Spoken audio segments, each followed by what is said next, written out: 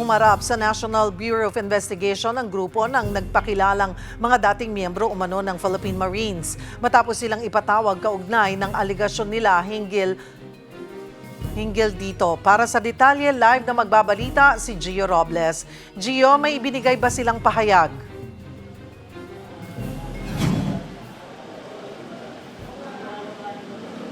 Cheryl, handa raw makipagtulungan at magbigay ng dagdag na impormasyon sa NBI ang kanyang mga kliyente ayon kay Attorney Levy Baligot. 16 sa 18 ex-Marines lang ang nakasama kay Baligod. Paliwanag ng abogado, may mga family emergency ang dalawa sa miyembro ng ex-Marines. Una nang sinabi ng mga ex-Marines na bagmen sila ng dating kongresistang si Zaldi Co na naghatid sila ng maletang perang kickback mula sa mga flood control project. Kabilang dyan si Pangulong Bongbong Marcos, dating House Speaker Martin Romualdez at iba pang matataas na opisyal ng gobyerno. Sabi ni Baligod, handa silang patotohanan ang identity, military service at employment status ng mga nagpakilalang dating miyembro ng Marines. May mga dokumento raw silang magpapatunay na direktang empleyado ni Co ang dating ex-Marines gaya ng kanilang mga ID na may serial numbers. Taliwas daw ito sa unang pahayag ng NBI Director Melvin Matibag na 8 sa mga ex-Marines ang hindi direktang nagtatrabaho kay Co.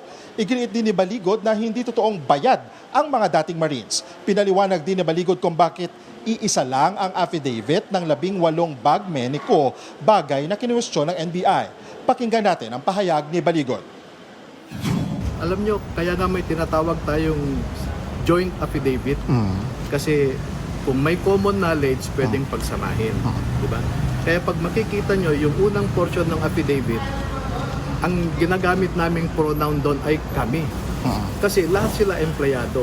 Pero pagkadating doon sa mga nag-deliver, nakalagay naman specific doon, kami, tube, etc.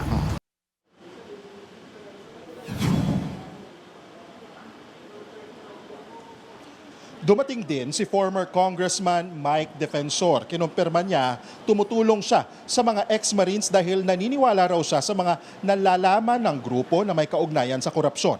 Pinagamit daw ni Defensor ang isa sa mga sasakyan nito bilang transportasyon ng mga ex-Marines. Gusto raw tulungan ni Defensor ang mga dating bagmen ni Co para hindi sila umano matulad kay Orly Gutesa. Si Gutesa ay nagpakilalang dating security ni Co na nakapag-deliver.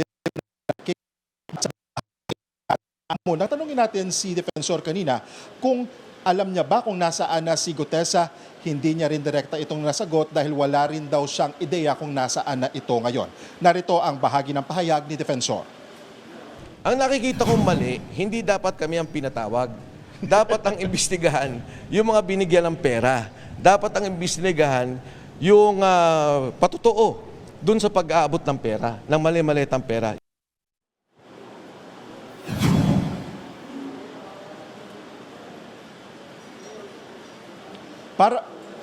Para kay Defensor, harassment at intimidation daw ang sabpina sa kanila ng NBI sa halip daw kasi na imbestigahan at ipatawag ang mga tumanggap umano ng mali-maletang pera. Wala pang pahayag dyan ang pamunuan ng NBI. Cheryl, balik sa'yo. Maraming salamat, Gio Robles.